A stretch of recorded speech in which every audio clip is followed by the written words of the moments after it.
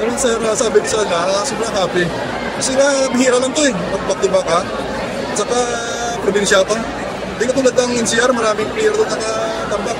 Sa amin, dipilit pa kung saan ang kukuha. Coach, back to back palaro, parang last year down 2 sets kayo, ngayon down 2-1 kayo. Gano'n lang kalaki yung puso ng mga bata nyo na lagi nyo nilalaban para sa palaro? Yung mga bata namin ngayon, parang matapang na to eh. Kasi wala pang palaro last month sa Shakey's, sinali na namin to eh. May mga seniors kami na hindi namin na sinama. Para yung palaro na line-up, yun na po yung in-expose namin.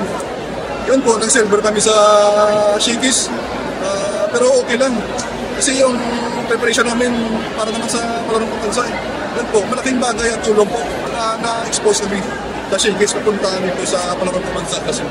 Ayun po, Coach, paalis na nga rin si Jutea. Gano'n lang kalaking tulong ang naibigay niya dito sa programa na to in her years? Siyempre, malaking tulong ni Jutea sa team.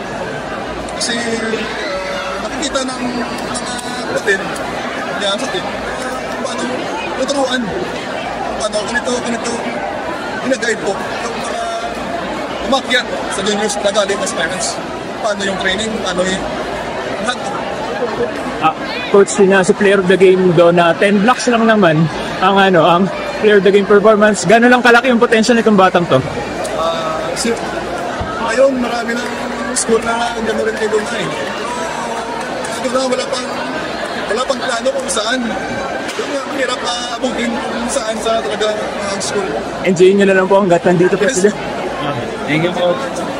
Thank you.